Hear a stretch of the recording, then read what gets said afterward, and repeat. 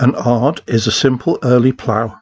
They are designed to break up and stir the soil in preparation for sowing the seed of grain crops.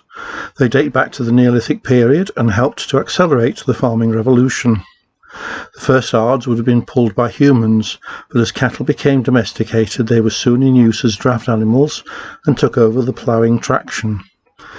There are representations of ards in early carvings on rocks in Scandinavia and many paintings from the Egyptian tombs.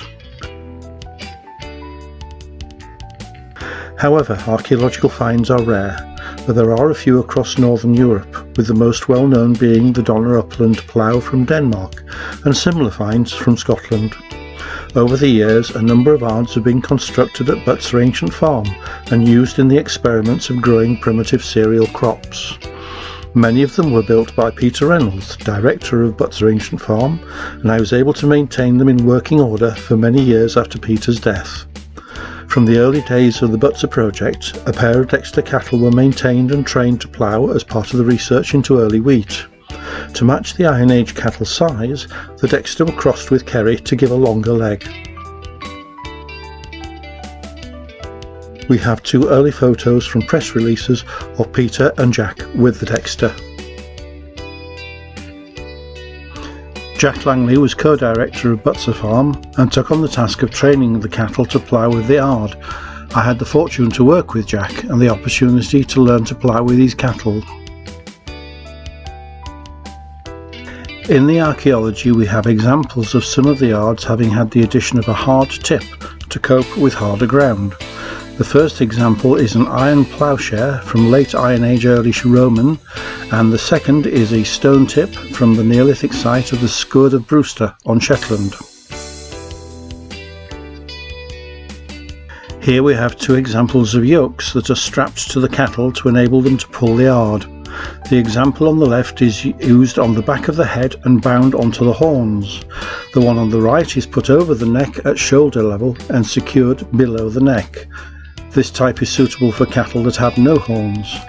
Both types of yokes have had ard poles attached in the middle of the yoke. We always gave the cattle a sheepskin pad to make a more comfortable fit. The following clips were taken at the Wealdon Down Museum during filming for a documentary on ploughing. Butser Farm was asked for the loan of an ard for the day, and I had the pleasure of taking it across to the museum. These cattle are normally used to pull a cart around the museum, but coped very well with ploughing.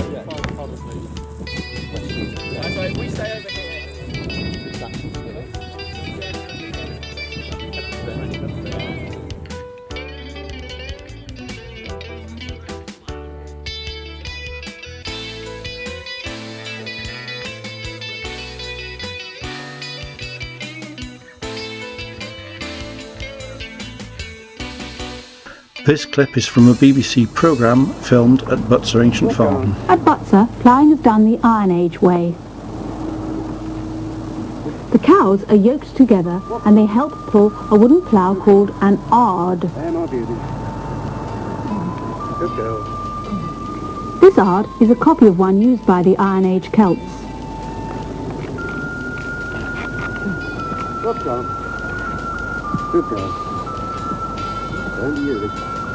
It's such hard work ploughing this way, especially when one of the cows is learning how to do the job.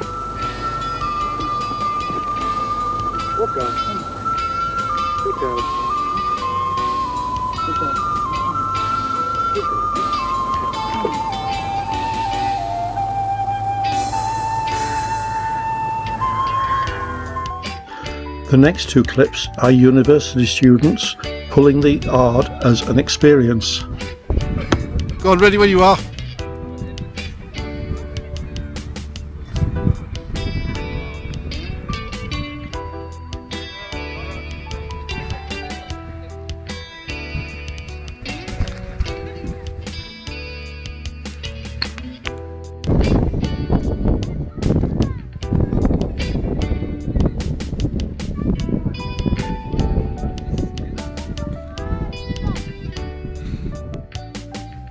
And then we have Marty being filmed for What Did the Ancients Do for Us?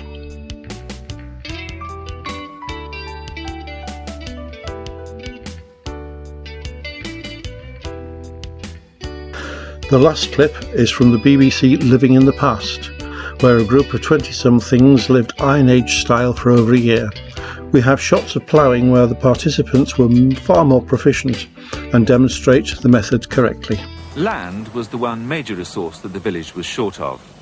They had to make do with a total of 15 acres for both grazing and arable, just 1 acre per head for each person when the project started.